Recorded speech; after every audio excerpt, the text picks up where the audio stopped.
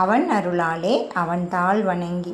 இன்றைக்கி சித்ரா பௌர்ணமி. கோவை மாவட்டம் மதுக்கரை மரப்பாலத்தில் இருக்கிற தர்மலிங்கேஸ்வரர் கோவிலில் இன்றைக்கி கிரிவலம் காலையில் 6 மணிலேருந்து மாலை 4 மணி வரைக்கும். அதே மாதிரி மலை மேலே போகிற கோவிலுக்கு வழி 6 மணி வரைக்கும். அதுக்கு மேலே எல்லாம் க்ளோஸ் பண்ணிடுவாங்க.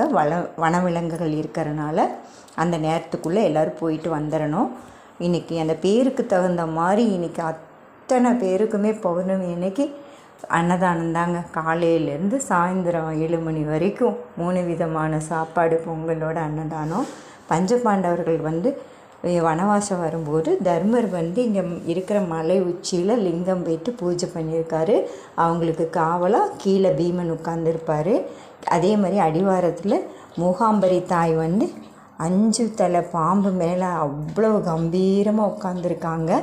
நீங்கள் எங்கே இருந்தாலும் ஒரு நாள் இந்த கோவிலுக்கு வாங்க. ரொம்ப சக்தி வாய்ந்த கோவிலுங்க. நன்றி.